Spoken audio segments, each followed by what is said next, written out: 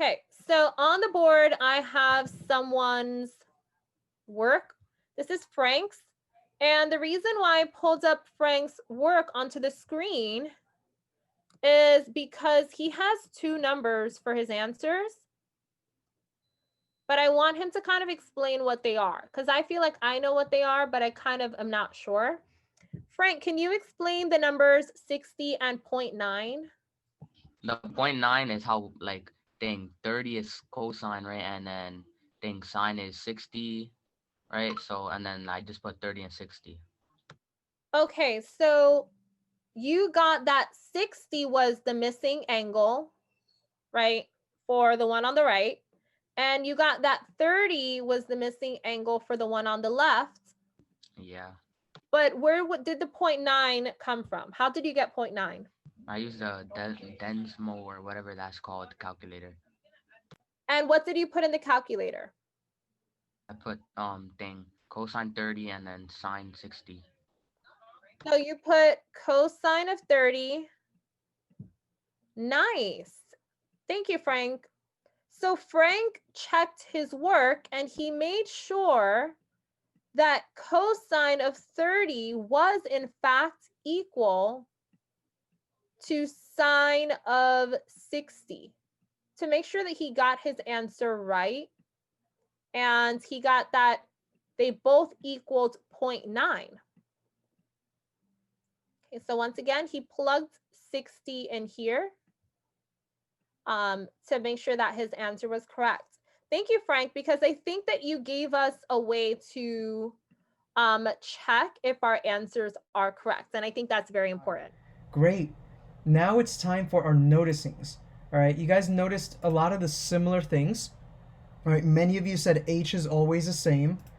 Okay. Um, some of you said that A and C are opposite to each other. Great. Look at the teacher whiteboard right now. Okay. So I'm sharing someone's work right now. All right, and we have that some have the same fractions. Okay, so Martina, this one's actually yours. Can you explain to us what you mean by some have the same fractions?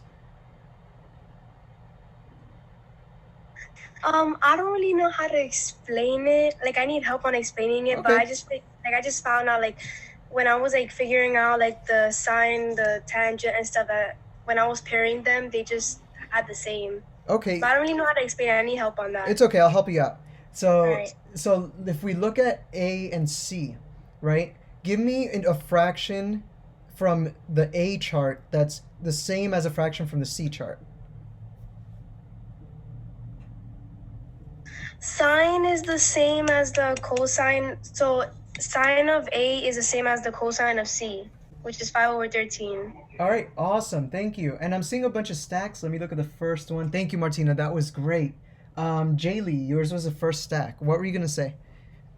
I was gonna say that since A and C are both directly across from each other, whatever was going to be the adjacent for A was going to be the opposite for C, and whatever was going to be the adjacent for C was going to be the opposite for A. So that's why the fractions are the same. Perfect. Thank you. Actually, thanks for that build up. All right. Martina said the sine of A, which is 5/13, is the same as the cosine of C, which is 5/13. And Jaylee was saying that happens because the opposite side for angle A is 5, but then when we look at angle C, 5 is the adjacent side. Perfect. What I'm going to do is I'm going to display a couple of different people's process that I noticed did things a little bit differently. And I'm going to have those people kind of explain why they chose to solve it the way that they solved it.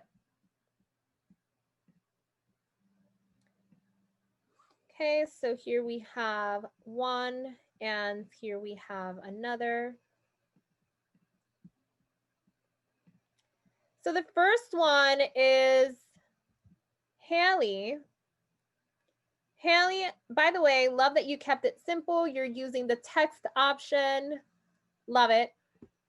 Why did you choose to start like this? I chose to start like this because I already knew that 2x plus 10 was gonna equal 90. So I just like did it in like algebra. So once I subtracted 90 by 10, that's 80.